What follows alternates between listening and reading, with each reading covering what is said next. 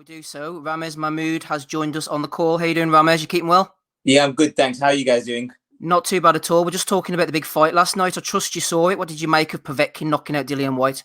Yeah, I did watch it, and to be honest, it did come out of nowhere. I mean, I thought the first two rounds were quite nip and tuck.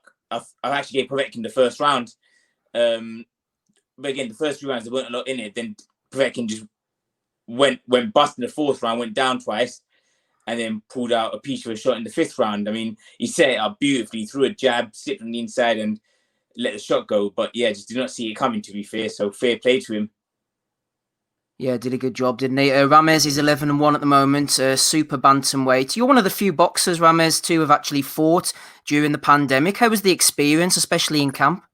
Yeah, it was different. I mean, in camp, it was weird because we didn't have access to all the facilities that we probably would have used. So we had to adapt a lot. And then on fight week, we had to go to the hotel early in the week, quarantine in the hotel, get our COVID test.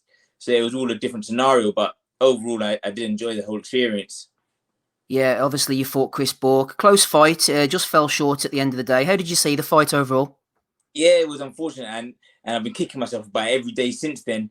I can't really argue too much about the scoring. There was 2 points in it.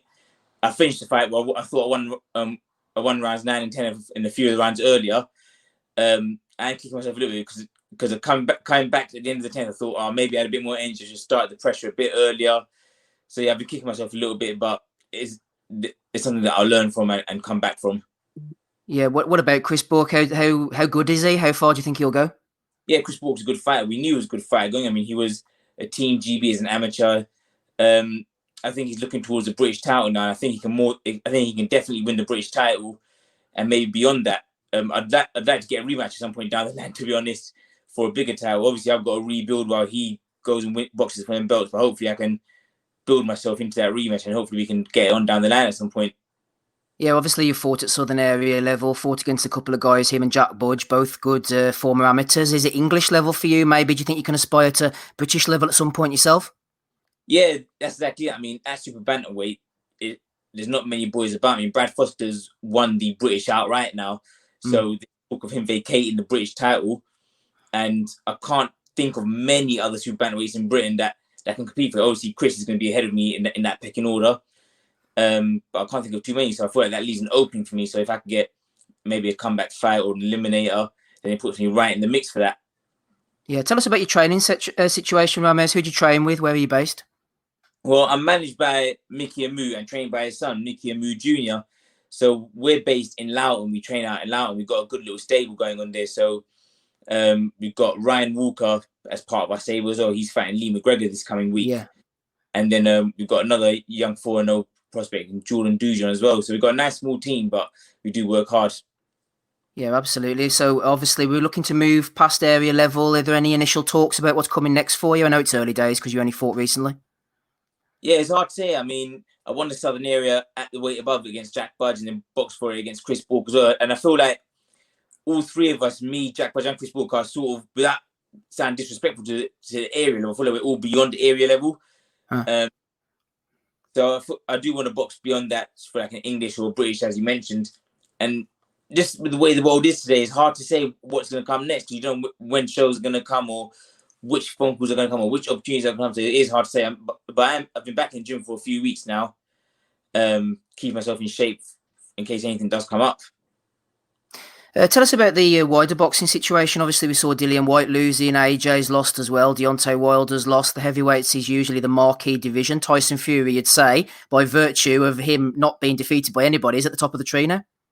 Yeah, I see Tyson Fury as top of the tree. And I've always thought to myself that Tyson Fury beats Joshua quite comfortably. And now with Dillian White losing last night, it sort of eliminates that mandatory situation as well.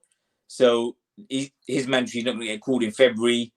So it does leave the door open for a potential AJ and Fury fight. Obviously, they've got to come through their respective fights first, but hopefully that fight can happen down the line. Yeah, just finally, Ramez, and we do thank you for your time. So you obviously boxed on BT Sport. You got Frank Warren there. You've got Eddie Hearn, Matchroom doing pay-per-views. How healthy do you think the sport is in Britain at the moment overall? Oh, it's fantastic. I mean, you see loads of people moaning about competitiveness and arguing about the numbers that they're delivering. But we had like 2-3 months without boxing. Let's just enjoy the boxing now. I mean, this show's coming a few times a week. We're just gonna enjoy it.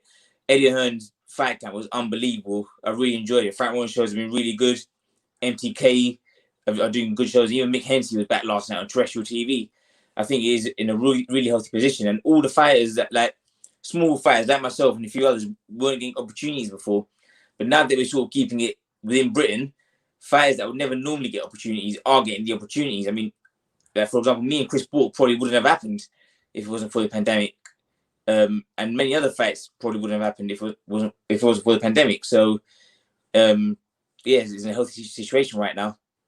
Yeah, one thing just occurred to me there as well. You obviously nicknamed the Math and Magician. You're school teaching as well at the same time, aren't you?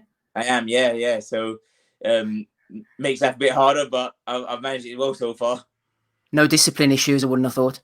No discipline issues at all, to be fair. And a lot of the students who probably play up for other teachers don't play up for me because we sort of relate on the same wavelength.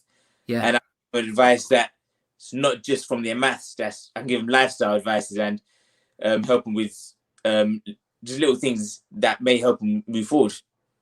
Lovely stuff. Any social media presences, Ramez, where the guys can follow you? Yeah, I'm active on all social media, to be fair. I'm on Instagram, which is Ramez Mahmood 94. My Twitter is just Ramez_Mahmood, and you can just type my name on Facebook and find me on there. So I'm active on all of them.